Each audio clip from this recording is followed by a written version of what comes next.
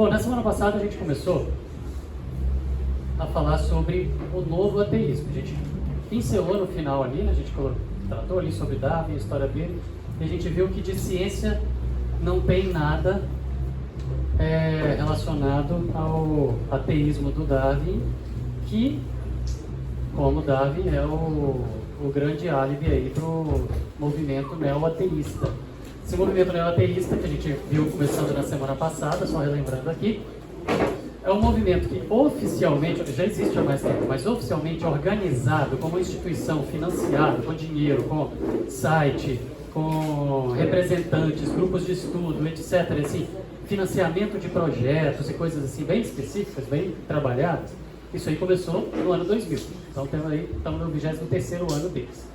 Então esse movimento é um movimento então organizado para trabalhar, para combater a religião. E tentam, de maneira estruturada, organizada, influenciar cada vez mais pessoas para poder tentar reduzir a força da religião no mundo ao ponto de, como meta, em algumas décadas, conseguir, assim, combatendo a religião de todas as formas, usando de todas as táticas possíveis, desde desenho animado, seriado, filme, vídeos, documentários, currículo de escola, tudo que for possível fazer, leis, influenciando para poder tentar reduzir o poder da religião, reduzir o impacto da religião no mundo, certo? O número de religiosos no mundo, para tentar, em algum tempo, erradicar. Então, é um movimento estruturado para isso.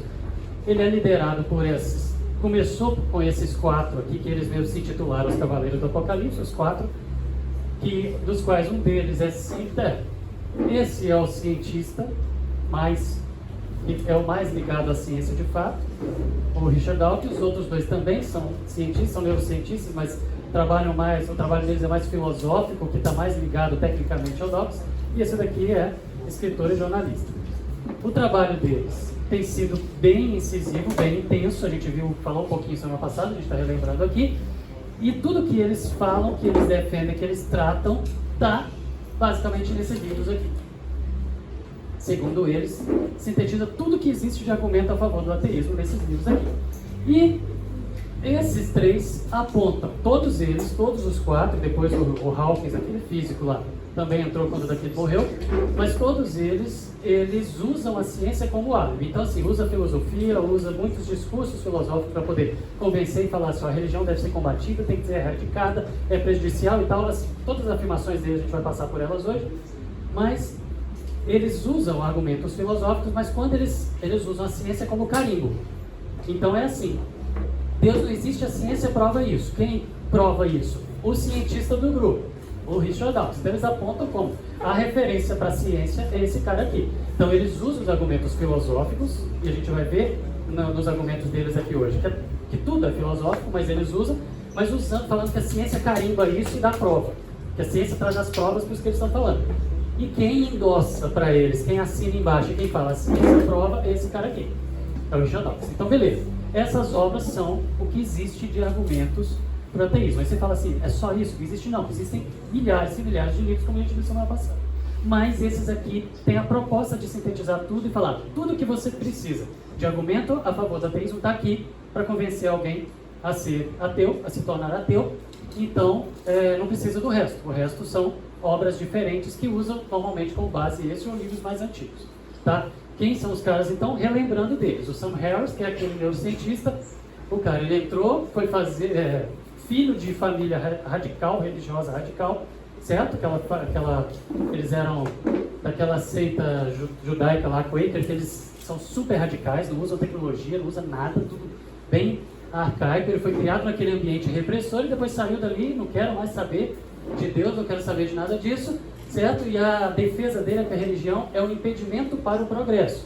Ele lançou esse livro, O Fim da Fé, foi altamente criticado, e aí depois, em resposta às críticas, ele lançou o outro, Carta para uma Nação Cristã. Esse é o cara que começou o trabalho dele, engajado no ateísmo, enquanto ele estava na universidade, se viciou em droga, teve que trancar, sair para uma clínica de reabilitação. Depois que ele melhorou, voltou, terminou a pós-graduação dele e escreveu os livros dele.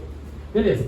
Quando ele lançou O Fim da Fé, esse livro ficou no top 10 do New York Times, ou seja, dos livros mais lidos nos Estados Unidos, por 33 semanas. Então, assim, vendeu pra caramba, leu pra caramba, influenciou pra caramba.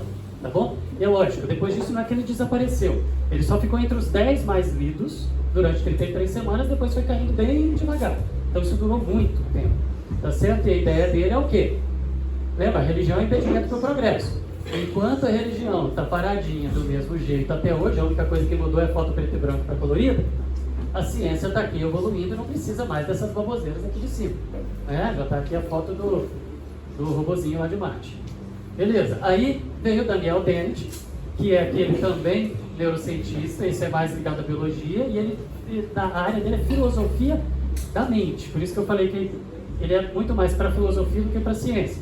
Também apontando o Richard Dawkins como o cara que chancela, que bate o carimbo e fala assim, a ciência prova. Quem fala isso é o Dawkins. Então eles apontam sempre que o Dawkins como o cara que é o porta-voz da ciência para o mundo para poder defender o ateísmo, tá? E ele coloca que ele só vai se converter um dia, acreditar em Deus um dia, se ele descobrir que existe um lugar no cérebro onde a alma fica. Tá bom? Alguém vai descobrir, você vai provar isso para ele poder se converter. Não é por aí, é assim que a coisa funciona. E aí teve o Hitchens, que é o jornalista e o escritor, como eu falei, o crítico literário, que esse era o mais xiita, o mais radical, o mais nervoso, mais assim, o Dawkins fala assim, tem que acabar com a igreja, tem que acabar com a religião. Esse aqui fala, vamos fechar, vamos criar lei e proibir, entendeu? A coisa mais radical. Esse aqui é o que morreu. Ele, dos quatro, esse foi o que morreu primeiro. Beleza, morreu em 2011. Mas ele fala que a ideia de um Deus Supremo era uma crença totalitária, autoritária, e ele é o cara que quer fechar tudo por lei, né? Então que a crença em Deus é totalitária e destrói a liberdade individual, e ele quer fechar todas as igrejas por lei. Beleza. A liberdade de expressão e investigação científica deveriam substituir a religião como um meio de ensinar ética e definir a civilização humana. Ou seja, para de dar voz para pastores e líderes religiosos e vão dar voz para os cientistas para falar como vocês devem viver. Essa que é a defesa dele. Beleza. E esse é o cara que teve a crise na própria família. Porque ele lançou o livro Deus Não É Grande, que ficou também durante 30 semanas nos top 10 ali dos mais lidos quando ele lançou. Certo? Nos Estados Unidos, isso se reflete no mundo também. Mas, quando ele lançou isso daqui, o irmão dele, né, o Peter Hitchens, que tinha a mesma formação que ele, tinha a mesma posição que ele, tudo, era ateu como ele, também escritor e filósofo como ele, tudo igual, ele se converteu. E quando ele se converteu, ele foi e lançou um livro em resposta ao livro dele, falando a raiva contra Deus, a fúria contra Deus. Onde ele fala que o irmão dele, no livro, usou um monte de meias verdades, que é o que? Ele defendia algumas ideias, ele colocava algumas ideias, certo? Escolhia em que ele queria acreditar e manipulava todo mundo para poder acreditar naquilo que ele estava falando, tá certo? Então, ele coloca ali que o livro do irmão dele fazia afirmações incorretas, tendenciosas, cheias de escolhas pessoais de crença, que é o que eu estou falando aqui o tempo todo. Crer é uma escolha, não tem nada a ver com prova, ok? Mas beleza, aí tá, o Hitchens morreu, o Hawkins assumiu o papel aí, nomeado por eles assim, informalmente, depois formalmente, como o quarto cavaleiro de novo ali. Depois de 2018 o Hawkins morreu. O Hawkins foi aquele cara que criou a ideia do multiverso, simplesmente porque não dá para um físico olhar para a ideia que, e isso sim tem evidências aos montes, de que tudo teve um início, e essa ideia existe há pouco mais de 100 anos, certo? Com o Lemaitre lá e o Einstein, onde fecharam de que o universo teve um princípio até Einstein. Se acreditava que o universo era eterno, há pouco mais de 100 anos, Einstein e Lemaitre fecharam as contas e, puxa, teve um início, Big Bang, nasceu aí a ideia do Big Bang, e aí com a ideia de um Big Bang, ou seja, toda a energia do universo apareceu num ponto, e desse ponto expandiu, e quando expandiu formou a matéria de forma desorganizada, só que tinham forças ali, invisíveis, constantes ali, gravidade, inércia e uma série de forças, essas que vocês estudam em física, que elas fizeram com que as coisas desorganizadas se organizassem e a gente chegasse onde está hoje e continuasse expandindo e como está tudo organizado hoje. Então, se a coisa teve um início, se toda a energia do universo coube ali, e se tinham regras para elas obedecerem, e se não existia o universo para poder ter regras para elas obedecerem, quem botou essas regras ali? Quem colocou essa força ali? Quem deu o pontapé inicial nessa força ali? Se esse ponto, com toda a energia do universo, estava ali eterno, e uma hora resolveu expandir, uma coisa que eternamente está parada, ela não sai do lugar. A menos que alguma força, alguma energia, alguma coisa faça sair do lugar. Então, essa coisa que fez essa energia concentrada sair do lugar, expandir e formar o universo, para os físicos, olha lá e fala, cara, tem que ter alguém ali. Tem que ter alguém fora do sistema. E aí vem a ideia. Deus existe. Mesmo matematicamente, fisicamente. Aí o Hawkins, não gostando dessa ideia, ele foi e criou a ideia do multiverso. Que é o quê? Não precisa do universo estar lá num ponto e começar ali. Ele era eterno, expandiu igual um ioiô. Expandiu, chegou num ponto que ele voltou e colapsou. E voltou naquele ponto. E aí depois daquele ponto expandiu de novo, um outro universo. E aí depois ele fecha de novo, e abre de novo, e fecha de novo. Então ele propôs essa ideia, uma teoria que não tem nenhuma evidência, zero. Não tem nada de matemática, não tem nada de física nisso. Isso é uma ideia que o Hawkins publicou, a DC e a Marvel gostaram e todo mundo agora conhece. Mas a ideia é o quê? Que você tem vários universos, porque o nosso universo é eterno, ele fica expandindo e encolhendo, expandindo e encolhendo, expandindo e encolhendo. Aí pronto, aí eu preciso responder quem pôs tudo lá no início. É eterno, então não precisa de Deus. É essa que é a ideia do Hawkins nessa brincadeira. Tá? E aí, todos apontando para o Dawkins como o cara que prova que a ciência prova que Deus não existe, ele chama para si uma autoridade como porta-voz da ciência para o mundo. Bom, o Dawkins fala que para acreditar no Deus da Bíblia você tem que ser ignorante, estúpido ou insano. Ou seja, a ideia do idiota, a tiração de onda em cima de quem é crente dentro de uma escola, de uma universidade, de um trabalho, de uma empresa, vem daqui. Essas ideias são propagadas e nascem aqui. Você é um idiota, você é um idiota, você é um idiota. Isso está sendo propagado de maneira organizada desde 2020, mas muito mais antes disso, muito mais tempo antes disso. Bom, o Dawkins escreveu muitos livros, mas ele quis escrever o que, segundo ele mesmo, seria a Bíblia do ateísmo. Ele falou, vou escrever um livro que seja super bem, e ele escreve muito bem, ele escreve bem, ele se expressa bem. Vou escrever um livro que seja super bem explicado, bem detalhista, bem claro, de forma que qualquer pessoa crente que abrir esse livro e começar a ler, termina ateu. E vou colocar nesse livro todos os argumentos a favor do ateísmo. Tudo que eu possa usar para poder provar que o ateísmo é a melhor opção. Que Deus não existe, que a ciência prova isso, e que ser ateu é a única alternativa. Então a Bíblia do ateísmo foi esse livro, Deus no Delírio, que ele lançou em 2006. Né? E aí, nesse livro ele aborda que a humanidade sofre de um delírio coletivo, uma ilusão coletiva de que Deus existe, porque todo mundo começa a estudar e fala, caramba, então existe um Criador. Você vai estudar todas as áreas da ciência, então existe um Criador. Todo mundo chega à conclusão de que existe um Criador, aí ele falou, é um delírio coletivo, está todo mundo delirando, na verdade não existe. Ok? E aí ele vem apresentar nesse livro as ideias dele, as tais provas de que Deus não existe, para poder provar que está todo mundo delirando. Entende? A ideia desse livro é essa, um livro grosso pra caramba, perto de 600 páginas, onde ele começa falando, está todo mundo delirando, inclusive a metade dos cientistas do mundo que acreditam em Deus, está todo mundo delirando, porque na verdade eles estudam e concluem que Deus existe porque eles estão delirando, mas na verdade ele não existe. Ok? Por quê? Vou provar, e ele vai colocar as tais provas, e a gente vai ler isso daqui, tá bom? Vamos tratar aqui. Quando ele lançou esse livro em 2006, ele foi um dos 2 livros mais vendidos no ano. Só o fato dele ter lançado Deus do Delírio aumentou 50% na Amazon a venda de livros do mesmo gênero, sobre ateísmo. Ou seja, ele lançou o dele, todo mundo comprou o dele e começaram a comprar outros livros, aqueles outros, dos outros autores, né, também, e outros mais, sobre ateísmo. Detalhe, a venda de Bíblia na Amazon também subiu 50%. Graças à venda do livro dele. Todo mundo começou a querer isso. Esse cara, o cara escreveu um livro de 600 páginas para poder tentar defender que Deus não existe, e contra o Deus da Bíblia, eu vou saber que Deus é esse, vou ler. Entendeu? A Bíblia também aumentou a venda. Ficou no top 10 do New York Times por 39 semanas, e mais 40 semanas caindo ainda. Ou seja, vendeu pra caramba. É o livro ateísta mais lido no mundo, é o livro ateísta mais lido até hoje, mais vendido até hoje, e é chamado de a Bíblia do ateísmo, porque, segundo ele mesmo, tudo que precisa, tudo que existe de argumento para provar que Deus não existe, a ciência prova, e que o ateísmo é a melhor alternativa, está aqui. E os outros autores do movimento apontam o Dawkins como autoridade para poder trazer as provas. Vocês estão entendendo o que está acontecendo? A gente tem que responder ao ateísmo, aos argumentos ateístas. Se os cabeças do ateísmo do mundo falam que o Dawkins tem as provas, se a gente respondeu o Dawkins, a gente respondeu o ateísmo. Vocês concordam? Não precisa da gente ler 5 livros e fazer 5 cursos para responder 5 livros. A gente responde aos argumentos das provas de que Deus não existe. O resto é filosofia. Tudo bem? As provas é o que a gente vai ler aqui. Vocês vão ver que no fim das contas é tudo filosofia. Mas ele chama de prova, então nós vamos ler. Tá bom? Só que esse pessoal Tem uma autoridade absoluta, absurda. O que eles falam, todo mundo aplaude, todo mundo acha que é prova, né? E Deus espera de nós que estejamos preparados para responder a razão da nossa fé. Ou seja, quem vier criticar e falar que você é um idiota por crer, que saiba responder. Como que eu respondo? Vou ter que ler tudo? Não, não preciso de ler tudo. Porque todo mundo usa os mesmos argumentos.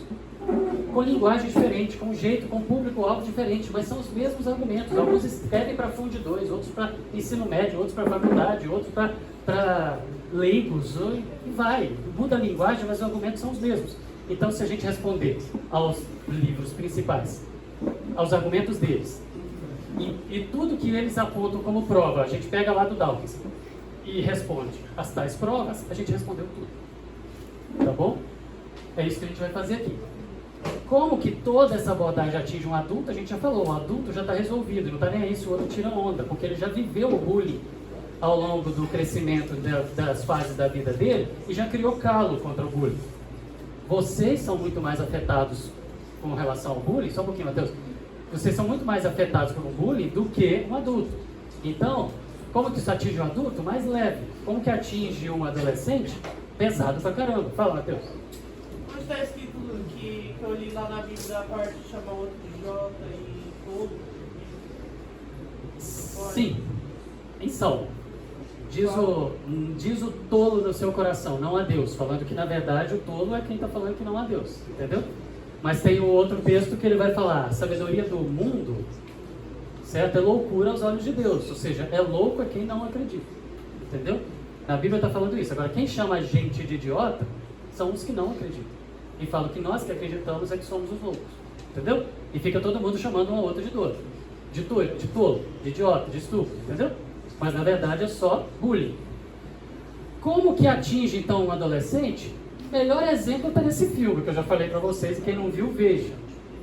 Porque é bullying do início ao fim. É chamar de idiota, é ridicularizar. É o professor falar como um professor falou para uma menina aqui, há uns anos atrás, um adolescente aqui da igreja, numa escola aqui perto da gente, o professor falou, essa ideia de Deus sua mãe tirou de trás da orelha, dentro da sala de aula, a menina foi embora para casa chorando. Então é assim que atinge e chega até vocês, é uma estratégia boa para eles, para poder convencer, certo? Você é um acéfalo, certo? Você tem uma ervilhinha aí dentro dessa caixa oca, se você acredita. Essa que é a ideia. Agora, se os cabeças apontam para o Dawkins e o Dawkins fala que ele tem todas as respostas, vamos responder então ao Dawkins, tá bom? Vamos pegar todos os livros dele? Não. Vamos pegar o Deus do Delírio, onde ele fala que ele consegue convencer alguém a ser ateu, basta ler esse livro. Vamos responder os argumentos deles ali, tá bom? O que falam do Dawkins a partir do lançamento desse livro? Que esse cara é o maior pensador da nossa geração. Isso a imprensa fala. Que ele é polêmico, mas desafiador. Que ele tem uma honestidade intelectual muito acima da média. É um dos caras mais inteligentes do mundo. Falam que ele é o ícone do ateísmo contemporâneo. Desde Nietzsche ninguém atacava Deus com tanta força. Falam isso dele. Ok? Outra coisa, que ele é a última palavra da ciência em oposição ao obscurantismo criacionista. Ou seja, se a ciência fala alguma coisa contra crente, é esse cara que é o porta-voz. É isso que a imprensa está falando, tá bom? Um dos intelectuais mais influentes do mundo na sua cruzada contra a religião, porque a missão da vida dele é derrubar a religião, e aquele cara que mudou a forma como o mundo discute a existência de Deus. E quando ele passou pelo Brasil, a imprensa brasileira toda falou que foi um momento histórico, que Dawkins passou pelo Brasil. E aliás, quando ele estava indo embora, ele tropeçou no aeroporto em São Paulo, caiu, machucou o rosto. Aí depois ele foi e publicou, ele mesmo publicou e falou, pronto, agora a crentalhada toda do Brasil vai falar que foi uma punição de Deus para mim. Ele mesmo tirando o ano. Quem fala isso tudo dele? CNN, New York Times, a Time, National Geographic, Discovery Channel, Sociedade do Comportamento Animal, Rede Globo, Folha de São Paulo, Globo, Flip, Subinteressante, todo mundo. Tá bom? Fala que esse cara é o cara. Se você digita o nome dele, isso eu fiz há um mês atrás. O nome dele, no Google, de cara, em 46 segundos, 15 bilhões de citações. Só com o nome dele. Só que todo mundo usa os argumentos dele nos seus blogs e respectivos materiais.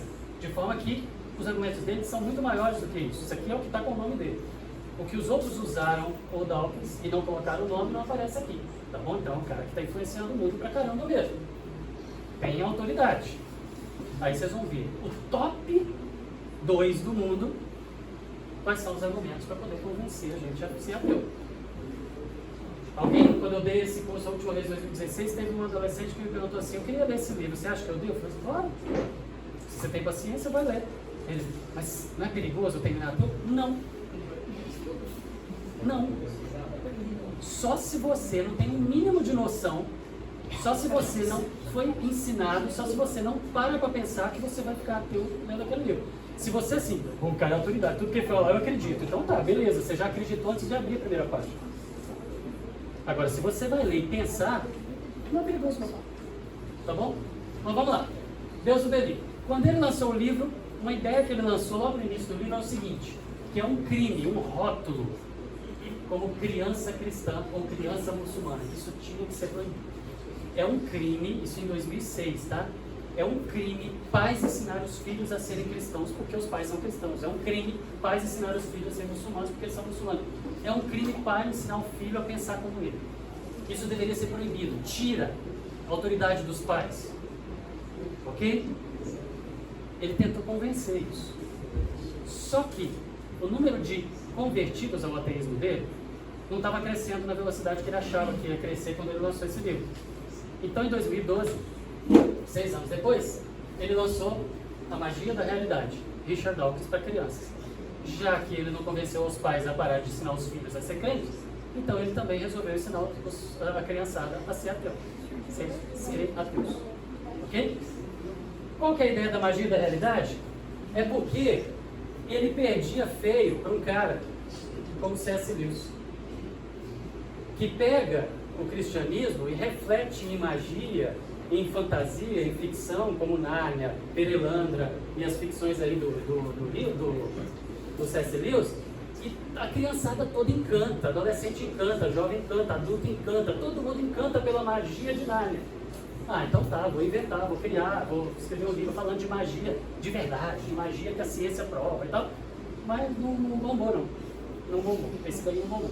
O Deus do Delírio bombou para adulto, esse para criança não, porque os pais falaram, ah não, peraí, o cara que fala que eu não posso ensinar um filho a ser religioso, aí ele vem querer ensinar meu filho, não vai, tá vendo? Aí não bombou. E também ele é muito bem ilustrado, muito bonito, mas não é um livrão. E eu gosto dos livros do Dawkins, assim, eu gosto das ideias, mas eu gosto da escrita dele. Fala, eu já li Nárnia, acho que quase inteiro já, aquele livro grosso. Gostou? Todo mundo apaixona. Todo mundo apaixona. É que eu não sabia, né? Que era do C.S. Lewis. É top. É um cara que era ateu e virou cristão. Eu acho que eu acho que eu tava, não sei se gostando, né? Tá bom. Mas assim, ele é de fantasia, mas ele reflete o cristianismo o tempo todo. Né? Vamos lá, gente. 2 Coríntios 11:13, ele fala de falsos apóstolos, pessoas que enganam, que fingem ser apóstolos de Cristo. Esse aqui não estou aplicando isso para o Dawkins diretamente, porque o Dawkins não se coloca como um apóstolo. Mas como a ideia é a mesma, no sentido de que o Dawkins chama para ele mesmo uma autoridade que ele não tem. É disso que estava falando ali o texto de Coríntios, de pessoas que se colocam como apóstolos, como obreiros de Cristo, como representantes do cristianismo para poder ensinar para os outros. E aí, o Dawkins está fazendo a mesma coisa dentro da ciência. Ele está chamando para ele uma autoridade que ele não tem. Ele fala, meninos aí atrás, ele fala que ele se coloca como porta-voz da ciência para o mundo. De forma que o que ele fala, a ciência assina embaixo. O que ele fala é o que a ciência está falando. Então a posição que o Dawkins se coloca para o mundo é de uma autoridade que ninguém passou para ele. Ninguém. E nós vamos ver as autoridades de verdade da ciência falando daqui a pouquinho. Tá bom? Então quais são os argumentos? O livro é dividido em 4 partes, onde 3 delas trazem os argumentos. Quais são os argumentos para transformar todo mundo aqui em ateus? Primeiro, ele fala que Deus não existe, que a Bíblia é um mito e que a ciência prova, destaque para a palavra prova isso. Tá bom? Vamos lá. Deus não existe e a ciência prova. A gente já tratou aqui sobre como funciona a ciência. Vocês sabem o que é prova. Vocês sabem o que significa provar, né? Deus não existe e a ciência prova. um dos caras mais inteligentes do mundo, e que todo mundo respeita quando ele fala, para defender o ateísmo, está falando que a ciência prova que Deus não existe. Então tá, vamos ver as provas, tá bom? Só que antes das provas, vamos responder a isso. A ciência prova? Em primeiro lugar, ele afirma na primeira parte do livro que a ciência jogou Deus de canto, tirou Deus da roda, jogou Deus para o lugar que ele chama de periferias culturais, ou seja, no lugar onde só gente que não entende nada, que não tem conhecimento, que não tem estudo, que não tem conhecimento técnico, científico, histórico, filosófico, não tem nada, gente que não é inteligente. É isso que ele fala, essa é a expressão dele. Que a ciência jogou Deus só para lugares onde pessoas sem inteligência vivem. Então, para crer em Deus, basta não ter inteligência. Aí tudo bem, o cara não é inteligente, não é estudado, então ele vai acreditar. Então, periferias culturais, certo? Lugar onde não tem gente culta. Ele fala que quanto maior o conhecimento científico, maior a chance de você ficar ateu. Então, quanto mais você conhece ciência, mais ateu você fica. Essa é a linha de argumento dele para falar, Deus não existe, a ciência, a Bíblia é um mito, certo? E depois a ciência prova isso. Deus não existe, a Bíblia é um mito, ele vem com argumentação. Quem acredita é quem não tem cultura. Se você aprende ciência, você vira ateu. E que quanto mais inteligente ou maior o seu nível intelectual, menor a sua crença. Então, quanto mais você estudar, menos você acredita. Quanto mais inteligente, menos você acredita. Quanto maior conhecimento científico, menos você acredita. Quanto mais ciência, menos Deus. Tá bom? E ele fala que é quase consenso, ele gosta dessa palavra quase, vocês vão ver daqui a pouco. Um outro argumento legal onde ele fala quase, que chega a ser engraçado. Mas que é quase consenso entre os cientistas de que Deus não existe. O que é consenso? 90% é consenso? 90% é quase consenso, tudo bem? 80% é quase consenso? Beleza, vamos lá. É que ele fala quase consenso, então tem que chegar perto do 100% para poder ser o quase. Mas a maioria dos cientistas... Então, mas eu estou falando da afirmação do Papa, do ateísmo. Ele fala que é quase consenso entre os cientistas de que Deus não existe. Tá bom? Vamos ver, nós vamos ver os números, tá bom? Isso aqui é um outdoor. Em Londres, eu saí atrás de ônibus, então bus door, onde ele coloca o seguinte: não fique com medo do inferno, porque se você for para lá, você vai achar um monte de gente legal lá. Tá bom? É sempre na base da tiração de onda, né? Vocês sabem isso. Será que existe realmente essa voz única da ciência falando Deus não existe? É quase a consciência dos cientistas que Deus não existe? De fato, não? Aí, vamos responder essa ideia do consenso. E de que a ciência jogou Deus para periferia cultural, onde não tem inteligência, tá bom? Olha só. Periferias culturais, onde não tem inteligência. Se você conhece ciência, você se torna ateu. Quanto mais inteligente, menos a crença em Deus, e quase todos os cientistas não acreditam. São essas afirmações. Então tá, vamos fazer um primeiro desfile de idiotas aqui para vocês. Os idiotas, os estúpidos, os ignorantes, as periferias culturais, aqueles sem inteligência e sem conhecimento científico, tá bom? O primeiro desses idiotas, que o Dawkins está chamando de idiota, já que ele fala dessa maneira, foi um cara que escreveu essa frase. Em várias das obras dele, ele tem várias frases falando de Deus, mas essa é uma oração. Senhor, nos deste todas as coisas da criação, ele está falando, ao preço de um esforço. Ou seja, jogou um pouquinho de energia, ele o Big Bang começou e a coisa começou a expandir, etc. Então, Senhor, nos deste todas as coisas, criaste todas as coisas ao preço de um esforço. O estúpido, idiota, burrinho, não inteligente, tudo que falou isso daqui, foi só o Leonardo da Vinci. Gente, tem invenção nos cadernos do Da Vinci que foi criada há poucas décadas. O cara projetou lá e só conseguiram fazer de fato a engenharia dela agora. Ele é conhecido como uma mente sem precedente na história. Não tem ninguém com uma mente como ele. O cara era matemático, biólogo, filósofo, teólogo no meio, tinha um monte de coisa. Esse é o primeiro dos idiotas aqui. O cara projetou a calculadora, o cara projetou armas, o cara projetou casco duplo de navio, o cara projetou helicóptero, o cara fez submarino. Tá lá, fala, Matheus. Só não chama de idiota, não, por favor. Não, é o Richard Dawkins que chama de idiota.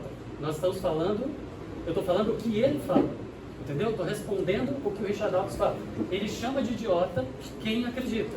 E eu estou falando, o Da Vinci acreditava, ok? E o Dawkins chama de idiota. O outro idiota, para o Dawkins, tá bom? Ele escreveu o seguinte: eu posso ver como pode ser possível para um homem olhar para baixo sobre a terra e ser ateu. Mas se ele olhar para cima, não posso conceber como um homem pode olhar para o céu, para o universo, e dizer que não existe Deus. Esse cara é simplesmente conhecido como o melhor presidente dos Estados Unidos. O que criou a nação que se tornou a dominadora do mundo.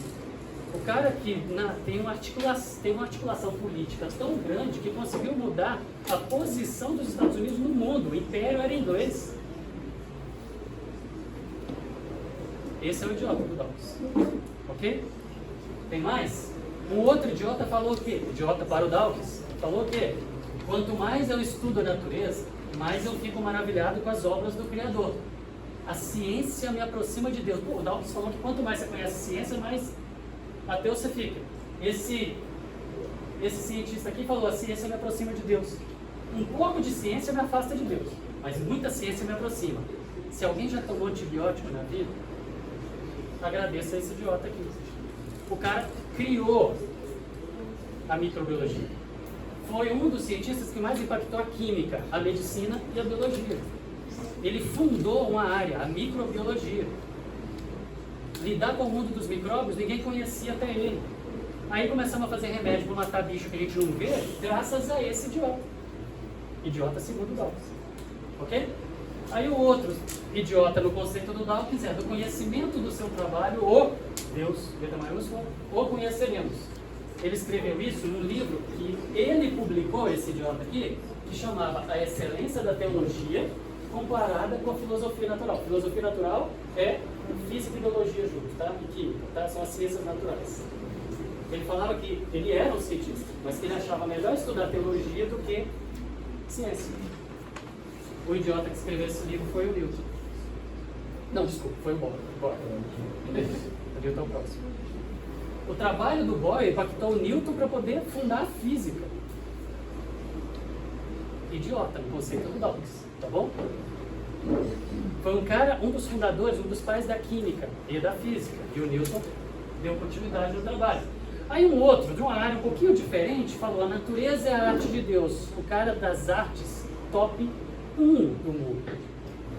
O Dante Alighieri tem um trabalho que fizeram retrospectivo com pessoas que marcaram a história do pensamento humano, onde eles tentavam, a partir de coisas que a pessoa falou, captar e medir o QI do cara. Esse foi o maior QI. Retrospectivo, sabe? Pegando o que eles escreveram, comparando o QI, o maior QI da história foi ele. O idiota, pro Dawkins, tá bom? Há o outro que ele fala o seguinte: esse esplêndido sistema do Sol, planetas e cometas só poderia proceder do conselho e domínio de um ser inteligente e poderoso. Isso estava escrito na obra do pai da física. Idiota? Um dos pais da ciência moderna. Idiota? O outro que colocou isso aqui na contracapa de um livro dele, tá? Naquela primeira folhinha do livro. Que a crença na criação do mundo seja fortalecida por essa publicação. Ele pôs essa dedicatória no livro dele, esse cientista aqui. Que a opinião sobre o Criador seja reconhecida na natureza e a sua sabedoria brilhe cada vez mais. O cara que fez isso foi simplesmente o que criou a gravitação universal, o conceito, o Kepler. A ordem dos planetas, o movimento dos planetas, a influência dos planetas. Se você explode um lauro aqui, também muda de lugar. Cara, esse é um idiota. O outro, o cara que levou o Brown, o cara que levou o homem à lua. Minha experiência com a ciência, ele era ateu crente. Minha experiência com a ciência me conduziu a Deus. Desafiam a ciência a provar a existência de Deus. Mas precisamos realmente acender uma vela para ver o sol? O cara que levou o homem à lua. Onde tem ignorância aqui? A gente já viu esse slide. Os pais da ciência, todos eram cristãos. Você tem raríssimas exceções que não criam. Como que o cara vem falar que é quase consenso dos cientistas? Como o cara vem falar que é um idiota quem crê? Como o cara vem falar que a ciência aproxima de Deus? O cara que fez a teoria, que ele usa como álibi para falar que ele consegue provar que Deus existe. Antes de morrer, perto de morrer, perguntaram para ele se ele era ateu. Ele falou: não sou ateu, só tenho raiva de Deus. A gente viu aqui na semana passada a história dele, cuidado. Gente, não tem A história do pensamento humano foi feita por crentes em Deus, a gente já viu aqui. A gente pode ficar falando meses aqui de nomes e nomes e nomes dos idiotas segundo Dawkins, na classificação dele. Então, a ciência refutou Deus? Claro que não. Só que tem um argumento. O problema é o seguinte: na hora que a gente coloca nomes como esses, eles falam assim: ah, mas você está falando um monte de gente velha. Essa turma velha foi forjada na ciência velha. A ciência moderna não tem ninguém que conhece a ciência moderna que é crente. Então tá bom, então vamos fazer um desfile de gente que conhece a ciência moderna. Fala. Ele não estava dando passado no caso, então por que o Darwin odeia Deus? Aí você vai ter que ver a aula passada, porque foi meio período para contar a história dele. Tá bom? Mas tá no site, tá gravado. Tá bom? Super resumido, a filha dele ficou doente, ele foi para a igreja dele, que ele era cristão, pedir a Deus para curar a filha e a filha morreu no dia seguinte. Ele ficou com raiva de Deus e ele afastou. Mas é uma história grande. Mas ele não é ateu. Não era. Ele ficou com raiva, brigado com Deus e não foi mais para a igreja. Mas vamos lá. Então vamos ver gente que foi forjada na ciência moderna. Vou falar de alguns colegas meus, tá bom? Estou falando de alguns jovens estudantes americanos. Esse primeiro aqui, quando ele era adolescente, lá no sul do Brasil, ele foi conversar com o pastor dele. Ele foi criado na igreja, os pais dele até hoje são diáconos, professores de escola bíblica na igreja e tal. E ele, estudando Gênesis 1, ele começou a olhar uma coisa que a gente vai fazer no domingo que vem. Lendo Gênesis 1, falou: cara, isso daqui bate perfeito com o que a ciência fala. Por que o povo fala que é incompatível? Aí ele foi conversar com o pastor dele lá, e o pastor: não, mas é porque os dias foram dias de 24 horas na criação, e a ciência fala que foram 13 milhões de anos. Ele fala: tá, mas só isso, o resto tudo bate, então pode ser que não tenham sido dias de 24 horas, foram períodos. O pastor pegou a Bíblia dele e bateu na cabeça dele e mandou ele embora: sai daqui com essas heresias. Ele nunca mais pisou dentro de uma igreja, mas ele virou espírita, porque ateu ele não consegue ser. Ok? Isso é um amigo meu, um colega meu. Vamos lá. Ele é doutor em genética e evolução e não consegue ser ateu. Ok? Mesmo tendo raiva de crente, raiva de pastor, raiva de igreja, por causa da experiência que ele viveu. Tem mais um. Filho de pastor, esse daqui. Fez biologia junto comigo. Aí quando eu fui fazer mestrado com criminalística, com forense, ele foi para Oxford estudar e fazer o mestrado e doutorado dele lá no mesmo lugar onde o C.S. Lewis estudou, no mesmo lugar onde o Dawkins trabalhava, no mesmo lugar onde essa turma, essa renca estava lá, ele foi para lá. A gente ficava na cantina discutindo ciência e fé, porque eu falava que os dias não tinham sido de 24 horas e ele defendia que tinha sido de 24 horas. Aí ele foi embora para lá e eu fiquei aqui. Aí depois ele me mandou um e-mail, não tinha WhatsApp naquela época, falando só assim: eu tenho esse e-mail guardado. Bicho, eu me rendo, não tem jeito, Deus usou a evolução para criar. Tudo bem. Tudo bem. O cara foi estudar lá onde a renca toda da história da ciência estudou, trabalhou, pesquisou, publicou. E depois ele olhando, estudando aquilo tudo, mas o Dawkins estava lá, defendendo o ateísmo, lá na universidade, do lado dele, na mesma. E o cara volta, só mudou o conceito de que não é dia de 24 horas, são bilhões de anos, o resto bate. Beleza, e foi. Conhece a ciência moderna. Então basta conhecer a ciência moderna para virar ateu? Na afirmação do Dawkins? Não. Tem um outro. Tá aqui. Outros dois. Não vou falar os nomes, mas as duas maiores notas, as duas maiores médias da história da Unicamp. De mais de 50 anos. Tá bom? Os dois fizeram biologia. Os dois na mesma época que eu. Os dois. Um deles foi fazer mestrado e doutorado em Harvard. E ele teve aula com o Stephen Jay Gould, a maior autoridade de evolução desde Darwin. E ele voltou de lá católico. Até hoje, ele está no Unicamp de volta. Até hoje, você entra na sala dele, tem crucifixo, tem um monte de tem imagens, tá? Católico. É idiota? O que a ciência fez com ele? Tornou ele ateu? Não. Católico. Ciência moderna. E o outro, ele virou apologeta, defensor da fé, fez biologia como graduação, fez mestrado em física, fez um primeiro doutorado em matemática e agora, há menos de um mês, defendeu o segundo doutorado dele em matemática, misturando biologia, onde ele fez uma forma que ele consegue prever a evolução. Crente, defensor da fé. Ciência moderna. Virou ateu? Não. Só que aí, a ciência refutou Deus? Com a ciência velha? Não. Com a ciência moderna? Não. Só que aí, se a gente fala isso para um Dawkins da vida, os defensores dele, fala assim: Ah, gente, beleza, mas só que você está falando de aluno. Aluno é bobinho, não tem vida, não tem experiência e tal. Não adianta nada. Ou você usa gente velha ou você usa aluno. Esse cara aqui foi colega foi aluno do próprio Stephen Jay Gould, lá em Harvard. Um cara que era a maior autoridade de evolução, morreu em 2011 também. O Kurt Wise entrou e estudou com o Darwin, com o Gould. Ele foi aluno do Gould. Ele foi orientado da maior autoridade do mundo em evolução. E ele saiu de lá e virou criacionista da Terra Jovem, defendendo que o universo tem 10 mil anos. O que a ciência fez para ele? Tornou ele ateu? Não. E nem deixou o cara bitolado para um lado, ele foi para o outro. Escolha. Não tem nada a ver essas afirmações do Dawkins. Tá bom? Mas a gente tem milhares assim. Alguns aqui na igreja que estão vivendo lá e vocês conhecem. A ciência não leva ao texto. Só que aí vem o argumento, mas estudante é bobinho, estudante não tem experiência, então tá. Então beleza. Mas gente, primeiro falaram que os outros lá é porque não tinha ciência moderna. Agora os novos é porque eles não têm conhecimento profundo. Então tá bom. Então vamos ver nomes de cientistas da ciência moderna que têm conhecimento profundo. O Dawkins não chama para ele a autoridade para poder falar que Deus não existe? Como cientista? Só que ele não tem autoridade. Ele não é chefe de nada. Ele não é diretor de nada. Ele não é presidente de nada. Ele não é nada no seio da associação que ele criou, a TRIDS, que chama a Terra. Ele não é porta-voz da ciência para o mundo.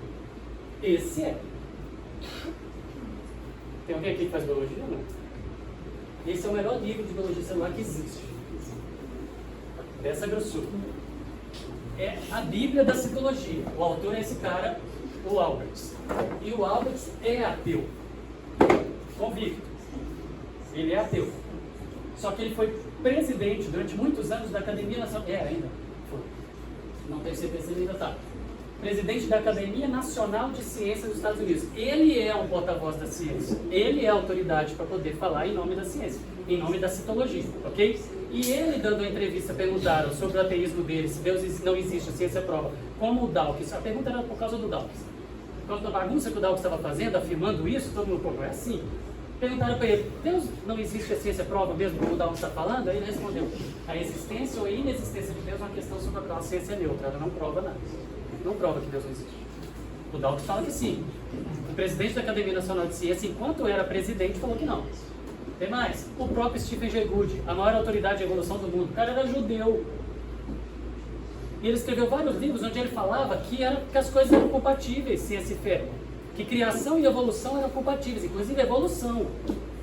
Inclusive ele colocou num dos livros dele, que chama Pilares do Bem, ele fala o seguinte, ou metade dos meus colegas, metade dos cientistas, é absolutamente estúpida ou idiota, né? Ou então a ciência darwinista, a evolução, que a gente viu semana passada, é totalmente compatível com as crenças religiosas convencionais. Metade dos cientistas acreditam. Então, a evolução não prova que Deus não existe.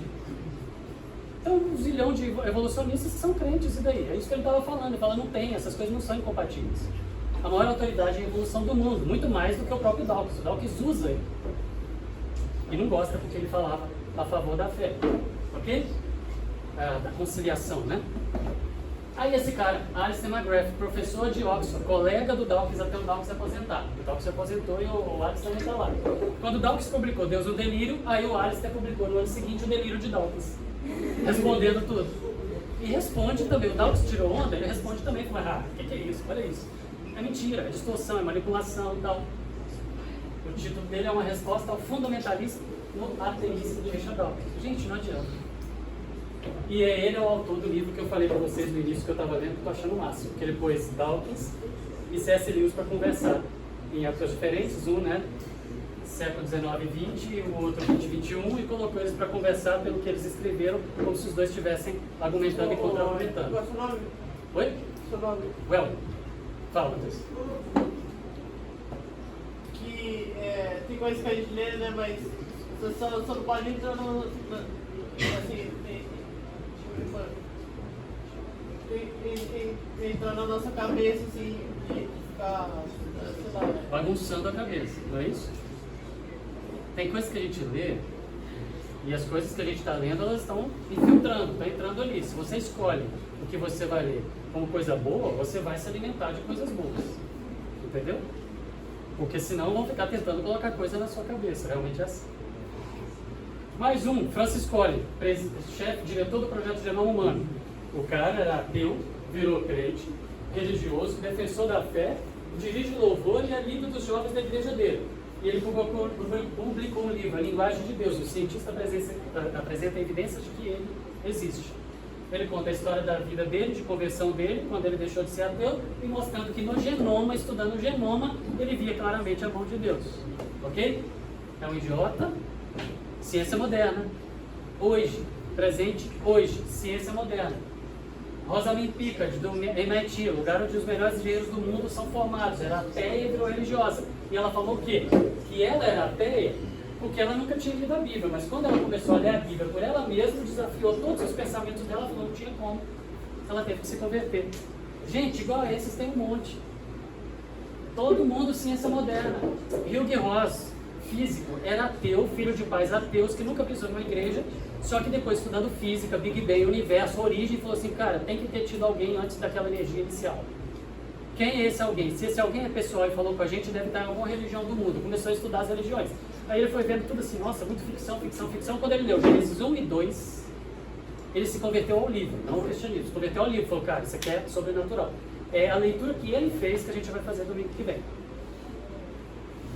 Que ele era ateu e olhou e falou assim, não tem como, isso aqui é sobrenatural. Esse livro foi escrito há 3.500 anos, não tem como isso estar aqui. E ele se converteu ao livro. E aí continuou lendo e se converteu ao cristianismo. Ok?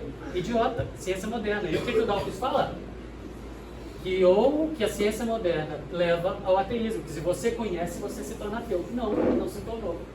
Melhor deles, esse aqui, John Lennon, matemático de Oxford também. Fala, Matheus. É como chama, é como ele chama. Como ele chama. Não é que é idiota. Não sou eu que estou chamando. É como ele chama. Entendeu? Eu estou falando como se fosse ele. É isso. O John Lennox é a melhor das coisas. É o que eu sou mais fã. Porque o John Lennox é colega. Foi até o Dawkins aposentar, ele foi colega de Dawkins em Oxford.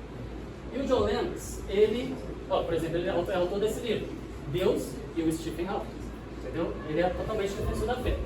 O John Lennox, ele é evangélico, defensor da fé, evangelista, e tem algumas histórias muito interessantes. Tem um lugar em Oxford que chama Casa de Debates. Esse lugar aqui, onde eu tirei esse print da tela aqui do vídeo dele falando lá. Reúne todos os professores e alguns alunos, aqueles que conseguem entrar e achar lugar. E tem reuniões ali onde somente sumidades, autoridades top na ciência para poder ser convidados a falar ali, beleza? E ele estava lá num momento específico, que eles estavam tendo uma série de palestras, e ele foi dar a palavra dele e podia falar o que ele quisesse. Por quê? Porque ele está na casa de debate em Oxford. Ele tem autoridade para estar falando o que ele fosse falar. Aí ele foi lá, sentou, o Richard Dawkins estava 2 fileiras para trás, sentado assim na frente dele, e ele começou, são 18 minutos, se não me engano. Mas ele começou a falar sobre a experiência de vida dele, de conversão dele. Meninos, a conversa aí atrás, por favor. A experiência de vida dele, a experiência de conversão dele. E ele foi levando e falando sobre Deus, sobre a criação, sobre origens, sobre Jesus Cristo, sobre o Evangelho, e pregou tudo ali na frente. Tem vários prints pela internet das caras que o Dawkins estava fazendo quando estava ali, porque era falta de respeito ele levantar e ir embora. Então ele ficou vermelho de raiva e ouvindo o John Lennox pregando o Evangelho na casa de debate em Oxford. Gente, ciência moderna não é autêntica, ok? Aí ele resolveu marcar um debate. Foi uma lavada. Porque não tem argumento, tá bom? Não tem argumento. E você tem boa literatura e boa defesa da fé mostrando que não tem nada disso de ciência levar ao ateísmo. O que foi? O que aconteceu? Gente, ó, domingo passado vocês saíram e não voltaram. Se vocês quiserem, podem sair, tá bom? Só não quero que você atrapalhe a aula. Tá bom? Desliga, guarda o celular, por favor. Tá? Tem debate no Tem o debate no YouTube. Tem sim. É aquele link, ó. É o link que tá aqui. Tá aqui. É isso. Tá aqui. Do tal. Não. Aqui é o dele pregando, mas no YouTube logo em seguida já é o debate. Mas é isso aí, só jogar lá. Mais um. Esse aqui. Gente, esse cara é o Collins, o do genoma humano. Pesquisas, olhando para números, respondendo que a ciência relegou Deus à periferia cultural, a gente já viu aqui que não tem nada disso. Mas vamos olhar para números, você pode falar assim, você está só elencando os melhores. Não. Nos Estados Unidos, 70% dos cientistas acreditam, 70% acredita. Ele fala que é quase consenso não acreditar, certo? O que mais? Se você faz a pergunta para os cientistas, eles creem no Criador, 70%. Só que você fala assim, tá, mas esse Criador é uma pessoa, é um Deus pessoal, que você consegue relacionar com ele? Ele é um indivíduo, né, poderoso e tal, não humano, mas aí já cai para 40%. Mas tudo bem. 40% acredita num Deus pessoal, 70% num Deus criador, que pode ser só uma força. Só que se você pedir para os caras dessa pesquisa assinarem, cai para 20%. Isso é crença ou é constrangimento? Já que todo mundo fala que tem que ser ateu para poder ser inteligente, então o cientista vai lá e fala, não, eu não acredito. Porque se ele tem que assinar, ele fala, já cai para 20% só se fala que acredita. Mas se ele pode responder anônimo, 70%. É só constrangimento. Não tem nada de idiota, desprovido de intelecto, não inteligente e tal. E aí a última linha dos números, e os últimos números que eu quero colocar para responder essa parte sobre consenso, que não tem nada de consenso, é sobre o Prêmio Nobel. O Prêmio Nobel é o quê? Era um milionário que deixou o dinheiro dele rendendo para todo ano pegar aquele dinheiro e distribuir de prêmio para os top da ciência, da filosofia, das artes, do pensamento humano no mundo. Então tem Prêmio Nobel de várias coisas todo ano. Então, a nata da inteligência da ciência mundial está ali ganhando Nobel todo ano. Tá bom? Beleza. Prêmio Nobel, nos primeiros 100 anos de Prêmio Nobel, foram feitos quando completou 100 anos de Prêmio Nobel, fizeram vários trabalhos mostrando o histórico, a estatística dos ganhadores de Nobel. A estatística das pessoas mais inteligentes do mundo, tá bom? Bom, vamos lá. Nessa estatística dos mais inteligentes do mundo, dos mais influentes, dos maiores impactos do mundo, em 100 anos de Nobel, 65,4% dos ganhadores de Nobel eram cristãos. Eram ou ainda são, porque ainda estão vivos, tá bom? Detalhe, estou falando de cristãos, porque se a gente somar judeus, vai para 90%, 90, quase 1. 90% da nata da inteligência, do pensamento humano, crê em Deus. No mesmo Deus. Porque eu estou falando de judeu e cristão. No mesmo Criador. Gente, o Dawkins falou que é quase consenso entre os cientistas não acreditar em Deus. O que é consenso? O que é quase consenso? 90% é quase consenso? Se você considera 90% quase consenso, então ele mentiu, ele está falando o oposto. Porque é só 10%, 9,9% dos ganhadores de Nobel eram ou são ateus. Onde que está a inteligência? Do lado dos que creem e do lado dos que não creem. Onde que está a idiotice, a estupidez, a ignorância? Do lado dos que creem e do lado que não creem. E eu não estou chamando de idiota quem não crê. O que eu estou falando é que ele chama de idiota quem crê, mas isso está no oposto se você olhar os números. Ok? Gente, 90% do topo da ciência do mundo crê num Deus, 90% das maiores mentes creem no Deus, e o cara vem falar que é quase consenso que Deus não existe entre os cientistas? Não dá. Então, para essa primeira linha dos argumentos dele, a ciência jogou Deus na periferia cultural? Mentira. O conhecimento científico leva ao ateísmo? Não. Quanto maior o nível intelectual, maior a descrença? Não. É quase consenso dos cientistas? Não. Então tá. Cientistas de todas as épocas, de todos os níveis, de todos os tipos de conhecimento acreditam. Os intelectuais de todas as correntes, de todos os tipos acreditam. A maioria acredita. Estudantes de todas as áreas acreditam. Agnósticos e ateus até, como no caso do Albert lá, defendendo que não dá, a ciência não prova o que o Dawkins está falando. Então, o que ele está falando é verdade? Gente, 90% dos ganhadores de Nobel creem. É verdade isso?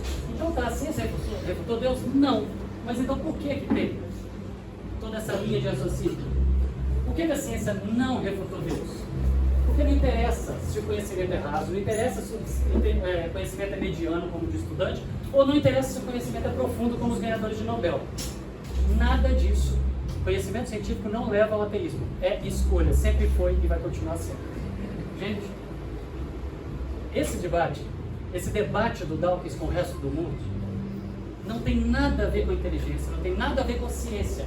É quem é mais inteligente do que quem. Quem convence o maior número de pessoas. É uma disputa onde vocês, a cabeça de vocês é o prêmio. Só isso. Ok? É tudo questão de vaidade. É tudo puxar para o lado e falar, eu consegui converter um monte de gente. Tem uma entrevista do Dawkins no talk show em inglês, onde ele fala sobre o cantinho dos convertidos. Pelo site dele tem lá para pessoas colocarem os testemunhos dos que se converteram ao ateísmo. E ele fala que aqueles números estão crescendo, na entrevista ele fala, estão crescendo numa velocidade bem menor do que eu gostaria, mas se eu conseguir criar um ateu, eu já estou feliz. 2, eu já estou feliz. 1000, eu estou feliz. E vai assim. Ok? Bom, 1 Coríntios 3,18, Mateus, que você perguntou do texto que fala de louco, você tem que se tornar louco para poder você ser sábio. A sabedoria do mundo é loucura aos olhos de Deus. Ok? É isso que essa turma aqui fala, nessa primeira dos 3 argumentos principais que eles defendem, que estão definidos lá no livro. Tá bom? Esse pessoal tem uma autoridade pra caramba. Eles apontam, meninos, por favor, aí atrás. Meninos, aí atrás. Eles apontam para o Dawkins. O Dawkins tem 3 linhas de argumento. A primeira é o que a gente tratou aqui agora. E as outras 2 a gente vai falar depois do intervalo. Agora o ponto é o seguinte. Pessoas que têm uma criação tendenciosa, forçada, certo? Ou então uma mente fechada por ignorância, porque eu não quero ler, não quero estudar, não quero aprender, não quero saber. Quando vem um discurso aparentemente bem fundamentado, o professor fala muito bem, um filme muito legal, uma série muito legal, um ator famoso que fala que ele é ateu, ou um cara que se diz muito inteligente, que o mundo fala que é muito inteligente e fala que você tem que ser ateu. Aí você consegue ser levado. E é essa estratégia que está ganhando números. Não é inteligência, não é conhecimento, não é argumento. É só porque pessoas influenciam pessoas que não param para poder pensar. Por isso que eu falei, é perigoso ler o livro dele? Não. Se você pensar, não. Se você ler e acreditar tudo que ele fala, aí sim, você já acreditou antes. Ok? É isso. Tá bom? A ciência refutou Deus? Não. Beleza? Está respondido? Então acreditar não é idiotice. Não é cometer suicídio intelectual, apesar de vocês continuarem o resto da vida ouvindo isso. Fechou? Então vamos para o nosso intervalinho? A gente vai fechar hoje. Voltando, a gente vai fechar hoje o argumento número 2. E o 3 a gente fecha na primeira parte da semana que vem. E a segunda a gente vai fazer a leitura de Gênesis e olhar para Gênesis o que são essas coisas que esses cientistas que eu citei aqui, que eram ateus e quando leram Gênesis 1 e 2 se converteram a um livro falando, caramba, isso aqui é sobrenatural. Beleza? Então essa leitura a gente vai fazer na semana que vem, o fechamento. O argumento 3 do Dawkins a gente vai falar também no início da semana que vem. Agora a gente fecha o 2. O 2 é o mais legal, porque o 2 é a prova.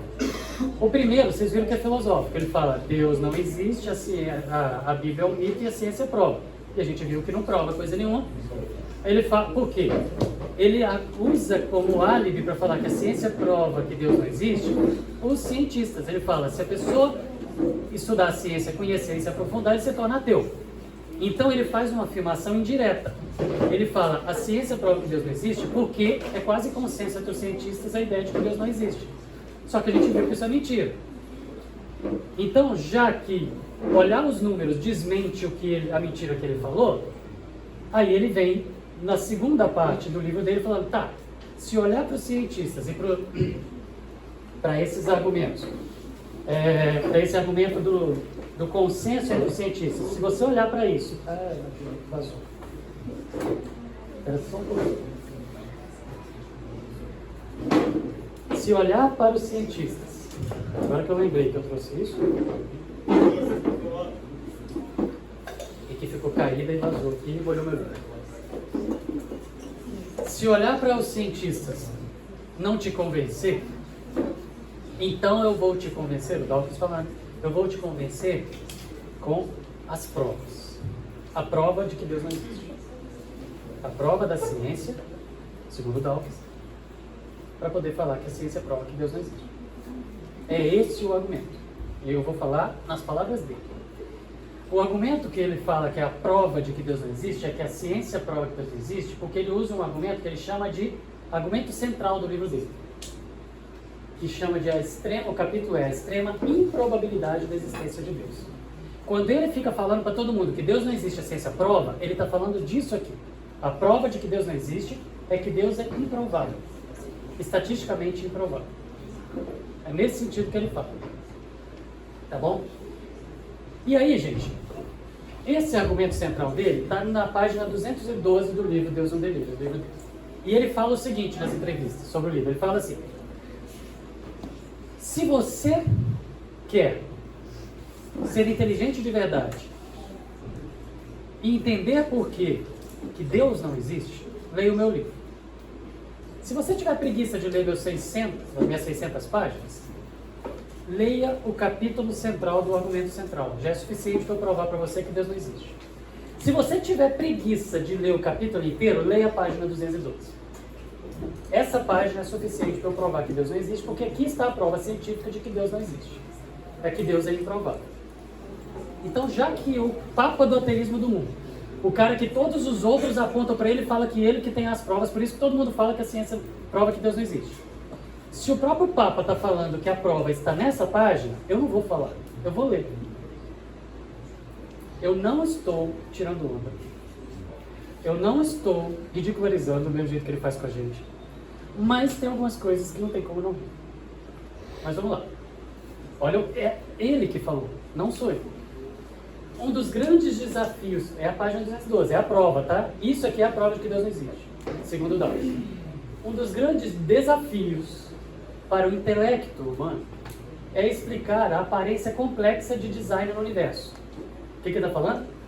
Um dos grandes desafios para o intelecto, para a inteligência humana, é explicar por que tem a impressão de que existe um design, um criador no universo.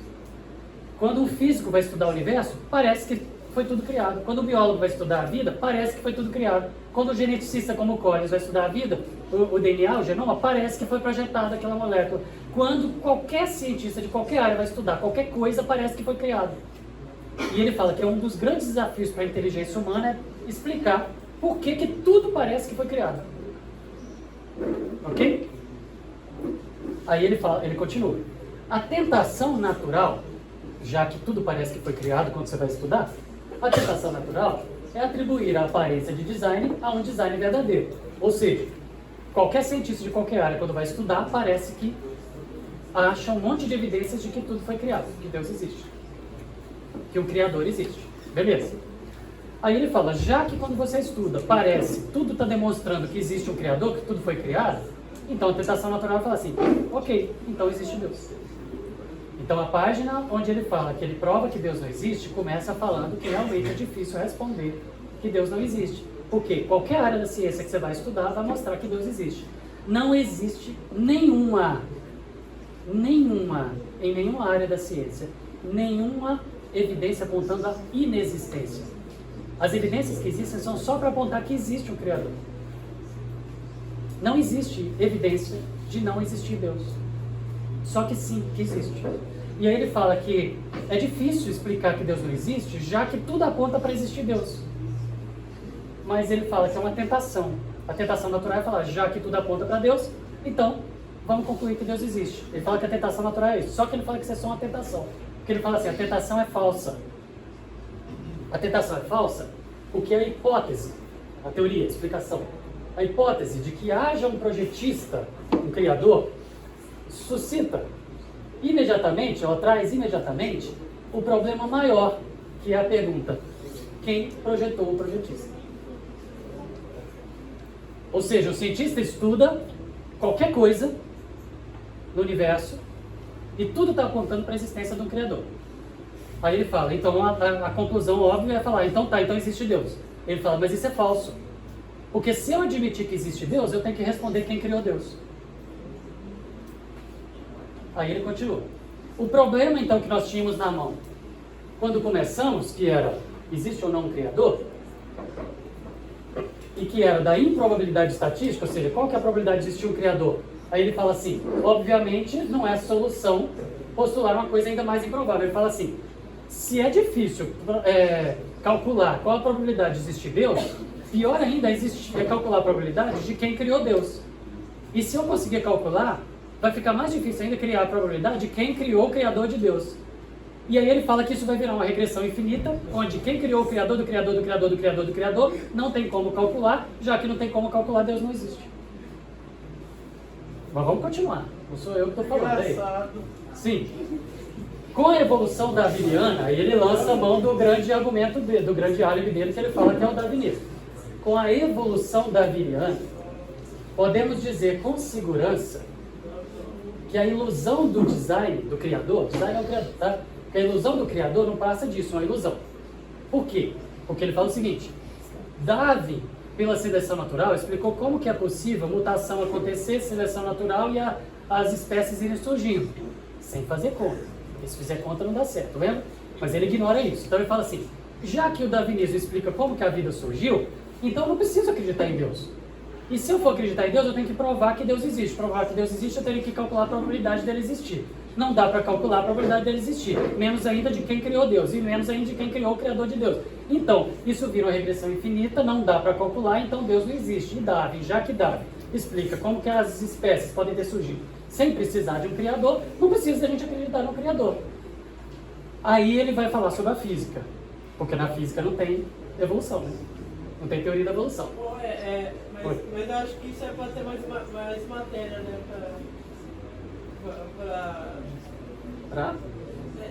Matéria de informação, conhecimento, pessoal. Não, ele está tentando provar que Deus não existe. Não, que as pessoas querem ficar. Não sei, tipo, Ah, sim, para poder ficar enrolando, jogando para frente. Não, na verdade ele está tentando provar que Deus não existe. Só que como ele não consegue provar, ele está filosofando em si, ele está fazendo o negócio ficar mais difícil. É assim. Mas vamos lá. Falando da física, ele fala o seguinte: não temos ainda algo equivalente para a física, como a evolução, teoria da evolução da vida. Não temos ainda algo equivalente para a física. O que se tem é na superfície algo menos satisfatório do que a versão biológica lá, da teoria da evolução, porque faz exigências maiores à sorte. Ele fala, então tá. Deus não existe porque não dá para calcular a probabilidade de existir Deus. E se eu falar que Deus existe, eu tenho que provar quem criou Deus. Tem que falar quem criou Deus. Aí ele fala, olha para a biologia, existe a teoria da evolução, da origem das espécies sem precisar de falar de Deus. Olha para a física, não tem nada para poder explicar como que tudo surgiu ali, porque não tem uma seleção natural lá para a física. Não tem uma teoria da evolução para a física, para o universo. Ele fala, o que a gente tem para a física acaba tendo que exigir sorte. A gente acreditar na sorte. Só que aí ele fala o seguinte, mas o princípio antrópico, que não dá para poder ficar explicando aqui, mas a ideia é que se a gente está analisando o universo como humanos, a gente vai achar que o universo todo existe para a gente. Então, a gente analisa tudo na perspectiva humana. Aí ele fala que esse princípio antrópico, de analisar tudo na perspectiva humana, nos dá o direito de postular uma dose de sorte bem maior do que aquela a qual a nossa intuição humana limitada consegue se sentir confortável. O que ele está querendo dizer é o seguinte: para a biologia tem a teoria da evolução para poder falar como que as espécies surgiram sem precisar de falar de Deus. Só que é ele que fala que é sem precisar de falar de Deus, né? Porque estatisticamente não dá certo, mas beleza. Ele fala, tem a teoria da evolução. Aí quando a gente olha para o universo, para a física, não tem uma teoria da evolução para os astros.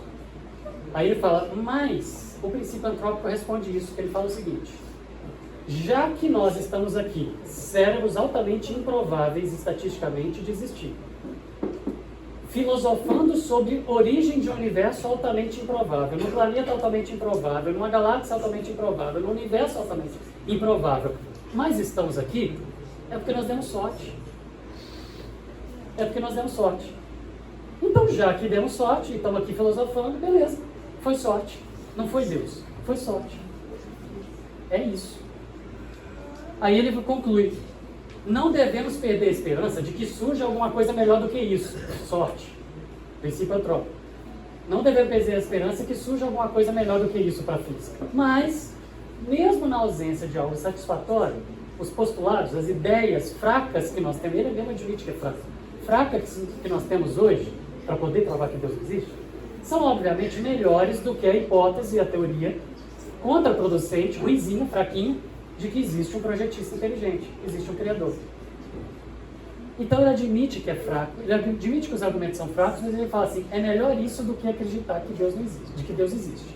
E aí ele fecha com chave de ouro, ele fala o seguinte: Se o argumento, então, desse capítulo, isso que eu acabei de ler aqui, for aceito, então, de que não dá para provar quem criou Deus, porque você vai ter que responder quem criou o Criador de Deus, certo? Se o argumento desse capítulo for aceito, a premissa factual da religião, ou seja, o pressuposto da religião de que existe Deus, um Criador, que é a hipótese de que Deus existe, fica indefensável, já que eu tenho que responder quem criou o Criador, ou quem criou o Criador do Criador, ou quem criou o Criador do Criador do Criador, já que eu não consigo calcular isso matematicamente, então, Deus, são as palavras dele, Deus quase com certeza não existe. E essa é a principal conclusão do meu livro. Essa é a prova de que Deus não existe. Porque a gente tem que responder quem criou Deus. Quando ele fala que Deus não existe, a ciência prova, ele está falando disso aqui. Não existe na matemática, na física ou em nenhum outro lugar nada para poder apontar que Deus não existe. A prova de que Deus não existe é porque você não consegue calcular estatisticamente a probabilidade de Deus existir, e menos ainda de quem criou Deus. Já que se você concluir que ele existe, então tem que ter um criador dele. É isso. Essa que é a prova. Salmo 14:1 fala, diz o tolo em seu coração, Deus não existe. Salmo 10:4 fala, o perverso na sua soberba, no seu orgulho, não investiga, não para pensar, acredita em tudo que falam para ele. Que não há Deus são todas as suas cogitações. Gente, Deus quase com certeza não existe. A ciência prova que quase com certeza Deus não existe. Nem ele tem convicção. É essa palavra, essa expressão que ele usa, quase.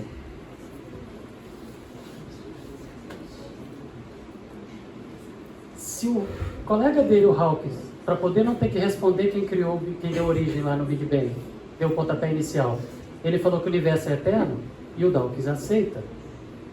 Por que não pode aceitar que Deus é eterno? E ele fala que a gente tem que calcular a probabilidade da existência de Deus. A resposta está dada para ele mesmo. O colega dele fala, o universo é eterno, não precisa de Deus. E ele fala, para poder falar que Deus existe, você tem que calcular matematicamente a probabilidade da existência dele. Não é assim que funciona, né? Então tá, Deus quase com certeza não existe, essa é a prova, tá bom? A evolução anula a existência de Deus? Não, ela pode ter sido só uma ferramenta, uma das mãos de Deus, uma das forças que Deus usou para criar. Então, gente, essa turma fez as escolhas de fé. Não tem prova. Não existe prova. Nenhuma. Zero. Para qualquer área da ciência que você for estudar, você vai apontar para Deus. Não existe evidência dele não existir. Só que essa turma escolheu não acreditar. E eles estão impondo para todo mundo, através de desenho animado, livros, revistas, documentários, streaming da vida e os influenciadores da vida, as coisas como se fosse verdade, como se fosse prova. Peça a prova. Ah, Deus não existe, ciência é prova. Qual que é a prova? Aí ele vai te trazer algum argumento que está lá naqueles livros, mas que se for perguntando, tá, mas e a prova disso? E a prova disso? E a prova disso? Não tem. É vazio. Não existe. Não existe. Tá bom? Lembra disso. Vocês, a cabeça de vocês é um prego. E uma mente fechada por ignorância, por não aprender, simplesmente por não querer aprender, sim, pode ser facilmente levado para um argumento aparentemente bem fundamentado. Um professor que fala bem, um filme legal, ou um argumento legal, de um artista ou de alguém legal. Mas isso é só manipulação. Isso não é verdade, tá bom? Aí na semana que vem, a gente responde o argumento número 3 e a gente fecha com a leitura de Gênesis, tá bom? Beleza?